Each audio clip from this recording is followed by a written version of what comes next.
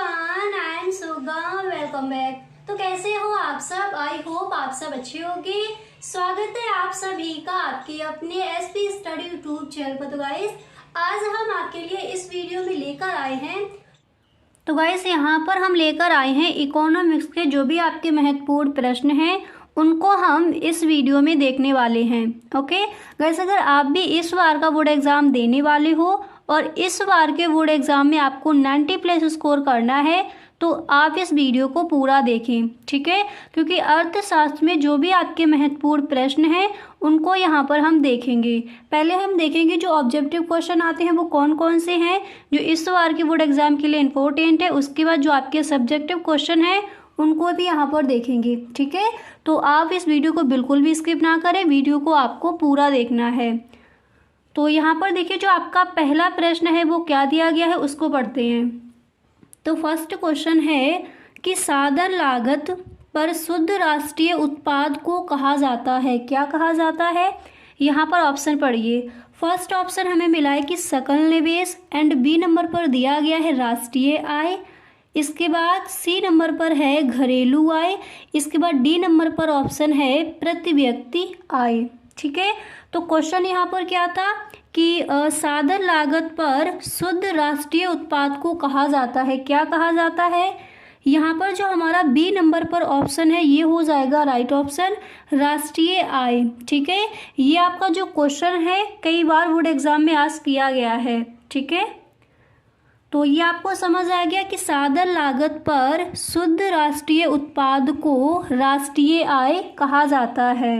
Okay, option यहाँ पर आपको दिए गए थे सकल निवेश या फिर घरेलू आय, राष्ट्रीय आय या फिर प्रति व्यक्ति आय। तो सही ऑप्शन कौन सा हो जाएगा? बी नंबर, ठीक है।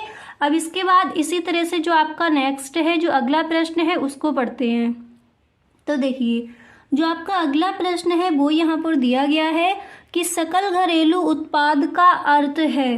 क्या अर्थ है? तो सकल घरेलू उत्पाद का अर्थ क्या है? यहाँ पर आपको फर्स्ट नंबर पर जो आपका ऑप्शन है वो दिया गया है कि किसी देश में गृहिणियों द्वारा किए गए कुल उत्पादन का मूल्य। इसके बाद बी नंबर पर आपको ऑप्शन मिलेगा कि घरेलू उपयोग के लिए किए गए उत्पादन का कुल मूल्य। इसके बाद सी नंबर पर हमें ऑप्शन दिया गया है कि किसी देश की सीमा के अंतर्गत उत्पादित वस्तुओं व सेवाओं का कुल मूल्य। इसके बाद डी नंबर पर ऑप्शन है कृषि उत्पादन का कुल मूल्य। तो यहाँ पर आपका क्वेश्चन क्या था? एक बार दोबारा से क्वेश्चन को पढ़ते हैं। तो यहाँ पर प्रश्न था कि सकल घरेलू उत्पाद का अर्थ है। क्या अर्थ है? तो यहाँ पर जो आपका सी नंबर पर ऑप्शन है ये हो जाएगा राइट ऑप्शन, ठीक है। तो सकल घरेलू उत्पाद का अर्थ क्या हो जाएगा? किसी देश की सीमा के अंतर्गत उत्पादित वस्तुओं व सेवाओं का कुल मूल्य। ओके, अब इसके बाद यहाँ पर जो अगला प्रश्न है उसको देखते हैं। साथ ही साथ सारे प्रश्न आप लिखते चलिए क्योंकि ये सारे प्रश्न इस बार के बोर्ड एग्जाम के लिए इम्पोर्टेंट हैं, ठीक है। अब यहाँ पर देखिए जो आपका अगला प्रश्न है तो नेक्स्ट प्रश्न यहाँ पर दिया गया है कि भारत में राष्ट्रीय आय का आकलन किसके द्वारा किया जाता है। भारत में राष्ट्रीय आय का आकलन किसके द्वारा किया जाता है, ये है आपका प्रश्न, ठीक है। तो देखिए इसका जो सही ऑप्शन है वो कौन सा हो जाएगा, पहले ऑप्शन पढ़ते हैं। फर्स्ट यहाँ पर है वित्त मंत्रालय, इसके बाद सेकंड है भारतीय reserve bank, and third number पर दिया गया है कि राष्ट्रीय प्रतिदर्श सर्वेक्षण संगठन। इसके बाद नेक्स्ट है केंद्रीय सांख्यिकी संगठन। तो हमारा प्रश्न था कि भारत में राष्ट्रीय आय का आकलन किसके द्वारा किया जाता है। इस क्वेश्चन का आंसर भी हम देख चुके हैं, तो हमें पता है यहाँ पर जो हमारा डी नंबर पर ऑप्शन है वो हो जाएगा राइट ऑप्शन, केंद्रीय सांख्यिकी संगठन द्वारा, ठीक है। भारत में राष्ट्रीय आय का आकलन किया जाता है। यहाँ पर जो आपका डी नंबर पर ऑप्शन है ये हो जाएगा आपका राइट ऑप्शन। यहाँ तक समझ आ गया। तो पहला आपका यहाँ पर क्वेश्चन था कि साधन लागत पर शुद्ध राष्ट्रीय उत्पाद को क्या कहते हैं, राष्ट्रीय आय। इसके बाद नेक्स्ट था कि सकल घरेलू उत्पाद का अर्थ क्या है, किसी देश की सीमा के अंतर्गत उत्पादित वस्तुओं व सेवाओं का कुल मूल्य। इसके बाद तीसरा यहाँ पर हमें क्वेश्चन दिया गया था कि भारत में राष्ट्रीय आय का आकलन किसके द्वारा किया जाता है? केंद्रीय सांख्यिकीय संगठन द्वारा किया जाता है। ठीक है, तो ये आपके जो ऑब्जेक्टिव क्वेश्चन थे वो हमने देख लिए। अब देखिए जो आपकी अर्थशास्त्र की जो आपकी बुक है उसमें जो खंड खा है उसका जो आपका दूसरा चैप्टर है उसके जो भी महत्वपूर्ण क्वेश्चन है उनको यहाँ पर हम देख रहे हैं। अगर गाइस आपको फर्स्ट चैप्टर से अंत तक जो भी आपके महत्वपूर्ण क्वेश्चन है वो अगर आपको चाहिए तो आप प्लेलिस्ट चेक कर सकती हो। ठीक है, उसमें फर्स्ट चैप्टर से लेकर एंड तक जो भी आपके महत्वपूर्ण क्वेश्चन है अर्थशास्त्र में इस बार के बोर्ड एग्जाम के लिए, तो वो सारे प्रश्न वहाँ पर आपको मिल जाएंगे। ओके, एक बार आप प्लेलिस्ट चेक कर लेना। अगर आप प्लेलिस्ट चेक नहीं कर सकते तो आप डिस्क्रिप्शन बॉक्स में देख लीजिएगा, उसमें आपको सारे वीडियोज़ के लिंक मिल जाएंगे। अब इसके बाद यहाँ पर देखिए जो आपके अतिलक उत्तरीय प्रश्न हैं वो कौन कौन से महत्वपूर्ण हैं इस बार के बोर्ड एग्जाम के लिए, उनको देखते हैं। ठीक है, तो यहाँ पर आप देख सकते हो जो आपका पहला प्रश्न है, तो फर्स्ट क्वेश्चन आपका अतिलक उत्तरीय प्रश्न में यहाँ पर दिया है कि राष्ट्रीय आय से आप क्या समझते हैं। कई बार ये क्वेश्चन आपका आस्क किया गया है। ठीक है, तो राष्ट्रीय आय से आप क्या समझते हैं, तो देखते हैं इसका आंसर क्या हो जाएगा। राष्ट्रीय आय हम किसे कहेंगे। ठीक है, तो जब आप इस प्रश्न का आंसर लिखोगे तो सबसे पहले यहाँ पर आपको हेडिंग डालनी है राष्ट्रीय आय। ओके, उसके बाद आप लिखोगे कि जैसे किसी उत्पादन की एक इकाई की वास्तविक उत्पत्ति का अनुमान प्रतिवर्ष लगाया जाता है, वैसे ही किसी एक राष्ट्र की समस्त यानी सारी उत्पत्ति, समस्त उत्पत्ति यानी समस्त व्यक्तियों की उत्पत्ति के योग। ठीक है, वैसे ही किसी एक राष्ट्र की समस्त उत्पत्ति का अनुमान लगाया जाता है। यह संपूर्ण उत्पत्ति उस राष्ट्र की राष्ट्रीय आय या फिर लाभांश होती है। ओके, इस तरह से आप जो आपका क्वेश्चन है इसका आंसर हम इस तरह से लिख कर आएंगे। ठीक है, एक बार दोबारा से देख लीजिए कि राष्ट्रीय आय है क्या। तो सबसे पहले आप हेडिंग डालोगे राष्ट्रीय आय। ठीक है, उसके बाद आपको लिखना है, देखिए जैसे किसी उत्पादन की एक इकाई की वास्तविक उत्पत्ति का अनुमान प्रतिवर्ष लगाया जाता है, वैसे ही किसी एक राष्ट्र की समस्त उत्पत्ति यानी समस्त व्यक्तियों की उत्पत्ति के योग। तो वैसे ही किसी एक राष्ट्र की समस्त उत्पत्ति का अनुमान लगाया जाता है, यह संपूर्ण उत्पत्ति उस राष्ट्र की राष्ट्रीय आय या लाभांश होती है। आई होप अच्छे से ये जो आपका क्वेश्चन है इसका आंसर आपको सही ढंग से समझ आ गया होगा। अब इसके बाद यहाँ पर जो अगला प्रश्न है उसको देखते हैं। अब यहाँ पर देखिए जो आपका नेक्स्ट प्रश्न है वो क्या दिया गया है। तो देखिए अगला प्रश्न है कि प्रति व्यक्ति आय से क्या आशय है। प्रति व्यक्ति आय से क्या आशय है, ये आपका क्वेश्चन है। ठीक है, तो जब आप इस प्रश्न का आंसर लिखोगे तो सबसे पहले आपको हेडिंग डालनी है प्रति व्यक्ति आय एंड उसके बाद आप लिखोगे, देखिए इसके बाद आपको लिखना है कि प्रति व्यक्ति आय अर्थव्यवस्था की औसत आय होती है। क्या होती है? प्रति व्यक्ति आय क्या होती है? अर्थव्यवस्था की औसत आय होती है। एंड इसके बाद आपको लिखना है कि अर्थव्यवस्था की कुल आय में कुल जनसंख्या का भाग देकर प्रति व्यक्ति आय ज्ञात की जा सकती है। ठीक है, तो प्रति व्यक्ति आय क्या है एक बार दोबारा से समझिए। देखिए प्रति व्यक्ति आय अर्थव्यवस्था की औसत आय होती है। अर्थव्यवस्था की कुल आय में कुल जनसंख्या का भाग देकर प्रति व्यक्ति आय ज्ञात की जा सकती है। ठीक है, उसे हम कहते हैं प्रति व्यक्ति आय। और राष्ट्रीय आय क्या होता है? जैसे किसी उत्पादन की एक इकाई की वास्तविक उत्पत्ति का अनुमान प्रतिवर्ष लगाया जाता है, वैसे ही किसी एक राष्ट्र की समस्त उत्पत्ति का अनुमान लगाया जाता है। यह संपूर्ण उत्पत्ति उस राष्ट्र की राष्ट्रीय आय या लाभांश कहलाती है। ठीक है, और प्रति व्यक्ति आय क्या है वो यहाँ पर आपने समझ लिया। अब इसके बाद देखिए आपको इस तरह से लिखना है कि प्रति व्यक्ति आय बराबर कुल राष्ट्रीय आय अपॉन कुल जनसंख्या। ठीक है, इस तरह से आपको ये लिखकर बताना है जब आप इस प्रश्न का आंसर लिखोगे। ठीक है, अब इसके बाद यहाँ पर जो आपका अगला प्रश्न है उसको देखते हैं। तो जो आपका नेक्स्ट क्वेश्चन है तो यहाँ पर दिया गया है कि उत्पादन प्रणाली क्या है। ठीक है, उत्पादन प्रणाली क्या है इसको समझते हैं। तो सबसे पहले आप हेडिंग डालोगे जब इस प्रश्न का आंसर लिखोगे कि उत्पादन प्रणाली। ठीक है, हेडिंग डालने के बाद फिर आपको लिखना है यह प्रणाली राष्ट्रीय आय को उत्पादन की दृष्टि से देखती है। यह प्रणाली राष्ट्रीय यानी पूरे राष्ट्र की आय को उत्पादन की दृष्टि से देखती है। इसे वस्तु सेवा प्रणाली भी कहा जाता है। उत्पादन प्रणाली को हम क्या कहेंगे? वस्तु सेवा प्रणाली। ठीक है, इसके बाद इस प्रणाली में देश के समस्त उद्योगों, कृषि तथा अन्य प्रकार के व्यवसायों की कुल उपज का मूल्य चालू कीमतों पर निकाला जाता है और इसमें से चल व अचल प्रतिस्थापन घटाकर जो शुद्ध उत्पत्ति बचती है वही उस वर्ष की राष्ट्रीय आय होती है। पहले आप इस तरह से लिखोगे। समझ आ रहा है? देखिए उत्पादन प्रणाली क्या है। यह प्रणाली राष्ट्रीय आय को उत्पादन की दृष्टि से देखती है। इसे वस्तु सेवा प्रणाली भी कहा जाता है। इस प्रणाली में देश के समस्त उद्योगों जैसे कृषि तथा अन्य प्रकार के व्यवसायों की कुल उपज का मूल्य चालू कीमतों पर निकाला जाता है और इसमें से चल व अचल प्रतिस्थापन घटाकर जो शुद्ध उत्पत्ति बचती है वही उस वर्ष की राष्ट्रीय आय होती है। ठीक है, अब देखिए इतना लिखने के बाद फिर इस तरह से आपको लिखना है कि राष्ट्रीय आय को मापने के लिए इस प्रणाली का प्रयोग वहाँ किया जाता है। किस प्रणाली का? उत्पादन प्रणाली का। ठीक है, जहाँ उद्योगों के उत्पादन से संबंधित आंकड़े उपलब्ध होते हैं।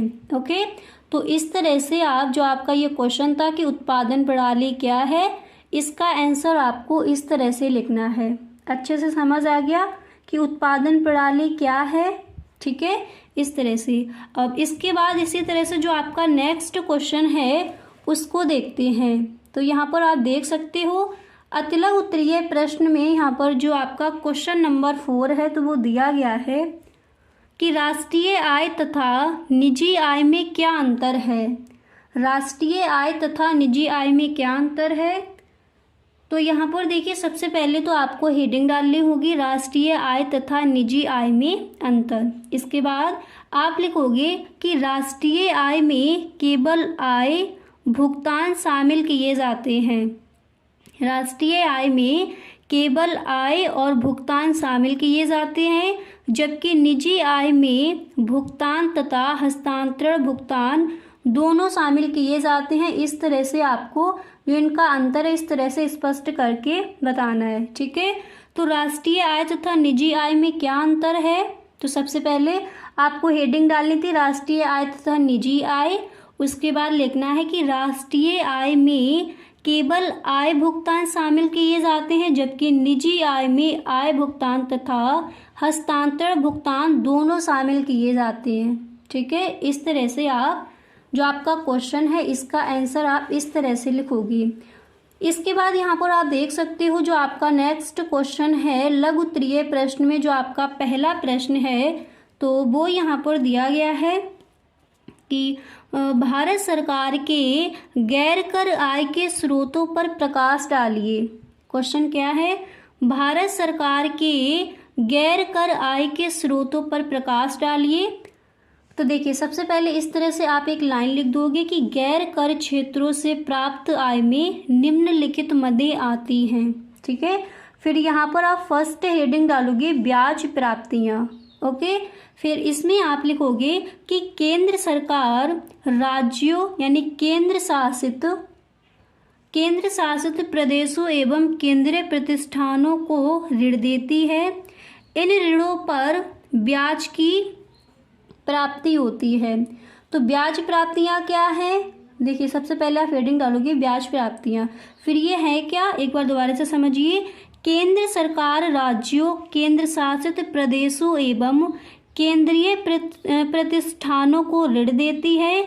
इन ऋणों पर ब्याज की प्राप्ति होती है, उसी को हम कहते हैं ब्याज प्राप्तियाँ। ठीक है, इस तरह से। अब इसके बाद जो आपकी नेक्स्ट हेडिंग है वो यहाँ पर आपको डालनी है लाभांश व लाभ।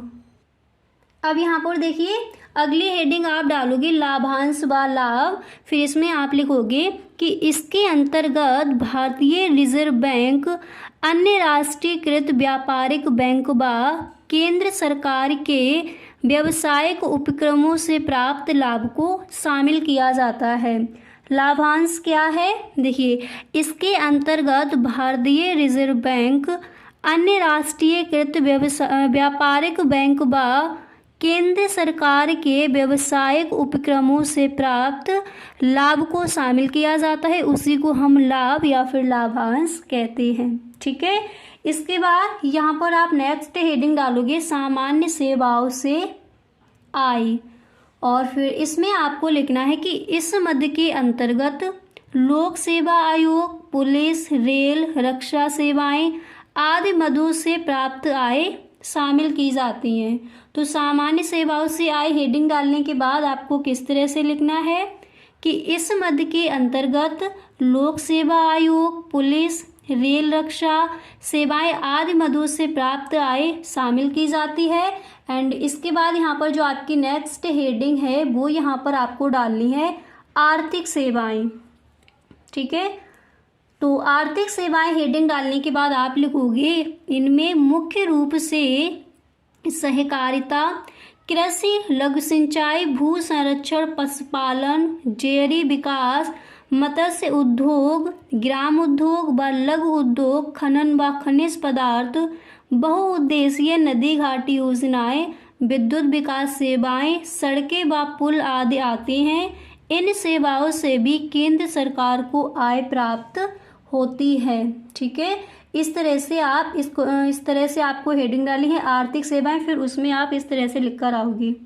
समझ आ गया। अब इसके बाद यहाँ पर देखिए जो आपकी नेक्स्ट हेडिंग है वो यहाँ पर क्या पड़ेगी, तो नेक्स्ट हेडिंग आप यहाँ पर डालो कि सार्वजनिक उपक्रमों से आय। ओके, 5वीं हेडिंग आपको डालनी है सार्वजनिक उपक्रमों से आय। अब देखिए ये आपका लघु उत्तरीय प्रश्न है तो थोड़ा विस्तृत में आपको लिखकर आना है। ओके, तो 5वीं हेडिंग आप क्या डालोगे, सार्वजनिक उपक्रमों से आय। इसमें आपको लिखना है कि इसमें सार्वजनिक प्रतिष्ठानों से प्राप्त आय शामिल होती है, जैसे इंडियन ऑयल, प्राकृतिक तेल एवं गैस आयोग, राज्य व्यापार निगम, डाकतार, रेल आदि से प्राप्त आय को हम सार्वजनिक उपक्रमों से आय कहते हैं। सार्वजनिक उपक्रमों से जो आय प्राप्त होती है वो यहाँ पर इस तरह से आपको लिखना है। ठीक है, अब इसके बाद यहाँ पर देखिए जो आपका अगला प्रश्न है, नेक्स्ट क्वेश्चन आपको कौन सा तैयार करना है लघु उत्तरीय प्रश्न में। तो पहला प्रश्न क्या था कि भारत सरकार के गैर कर आय के स्रोतों पर प्रकाश डालिए। ठीक है, तो पहले आपको एक लाइन लिखनी थी कि गैर कर क्षेत्रों से प्राप्त आय में निम्नलिखित मदें शामिल हैं। तो फर्स्ट हेडिंग थी ब्याज प्राप्तियाँ, इसके बाद दूसरी हेडिंग थी लाभांश या फिर लाभ, इसके बाद नेक्स्ट आपने यहाँ पर देखा कि सामान्य सेवाओं से आय, आर्थिक सेवाएं, इसके बाद नेक्स्ट हेडिंग क्या डाली, सार्वजनिक उपक्रमों से आय। ठीक है, अब इसके बाद यहाँ पर देखिए जो आपका अगला प्रश्न है वो क्या है, तो आप देख सकते हो लघु उत्तरीय प्रश्न में जो आपका नेक्स्ट क्वेश्चन है वो आप ये तैयार करोगे कि किसी अर्थव्यवस्था में समस्त अंतिम व्यय, समस्त कारक, एंड इसके बाद आपको लिखना है कि अदायगी के बराबर क्यों होता है, व्याख्या कीजिए। ठीक है, ये क्वेश्चन आप तैयार कर लेंगे इस चैप्टर से लघु उत्तरीय प्रश्न में। एंड इसके बाद यहाँ पर जो आपका नेक्स्ट क्वेश्चन है, ये जो आपका प्रश्न है वेरी मोस्ट इम्पोर्टेंट क्वेश्चन है इस बार के बोर्ड एग्जाम के लिए कि स्टॉक एवं प्रभाव में अंतर बताइए। ओके, तो लघु उत्तरीय प्रश्न में ये आपका क्वेश्चन आज किया जा सकता है, तो अच्छे से आप इस प्रश्न के आंसर को तैयार कर लेंगे कि स्टॉक एवं प्रभाव में अंतर बताइए। ओके, अब इसके बाद यहाँ पर देखिए कि विस्तृत उत्तरीय प्रश्न में ऐसे कौन कौन से प्रश्न हैं जो आपको तैयार करने हैं, उनको समझिए। तो पहला प्रश्न आपका विस्तृत उत्तरीय प्रश्न में दिया गया है कि भारत सरकार की आय एवं व्यय की प्रमुख मदों का वर्णन कीजिए। इम्पोर्टेंट है क्वेश्चन, ठीक है। भारत सरकार की आय एवं व्यय की प्रमुख मदों का वर्णन कीजिए, तो ये आपको तैयार कर लेना है विस्तृत उत्तरीय प्रश्न में, ठीक है। तो इकोनॉमिक्स में इस चैप्टर से जो भी आपके महत्वपूर्ण क्वेश्चन थे तो वो मैंने यहाँ पर आपको बता दिए। आई होप आपको ये वीडियो पसंद आया होगा। तो गाइस, अगर सच में आपको ये वीडियो अच्छा लगा है तो आप इस वीडियो को एक लाइक ज़रूर कर दें, और यदि आप इस चैनल पर पहली बार आए हो तो इस चैनल को सब्सक्राइब कर लेना एंड बेल आइकन को भी प्रेस कर देना, ताकि वीडियो की जो भी नोटिफिकेशन हो सबसे पहले आपके पास पहुंचे। और अर्थशास्त्र में इस बार आपका एक भी नंबर नहीं छूटेगा, ठीक है। जितने भी आपके महत्वपूर्ण क्वेश्चन हैं आप फर्स्ट चैप्टर से देखिए एंड तक, जो भी आपके महत्वपूर्ण प्रश्न हैं उन सारे प्रश्नों को आप लिख लीजिए, अलग अपना नोट्स बना लीजिए। फिर जब आप अपना एग्ज़ाम देने जाओगे तो उसी नोट्स को आपको रिवाइज करके जाना है, ठीक है। इस तरह से आपको जो आपका अर्थशास्त्र है इकोनॉमिक्स में आपके फुल मार्क्स ही आएंगे।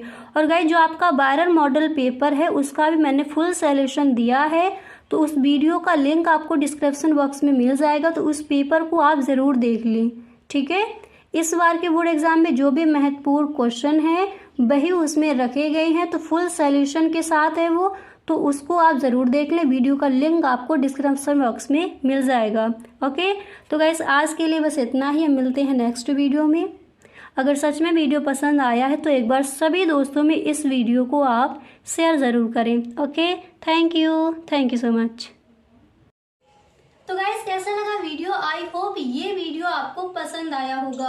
अगर सच में ये वीडियो आपको अच्छा लगा है तो आप इस वीडियो को अपने सभी दोस्तों में एक बार शेयर जरूर करें। ओके, वीडियो अच्छा लगा करें तो please time in the comment box, आप में कमेंट बॉक्स में जरूर बताएं। Okay, thank you so much.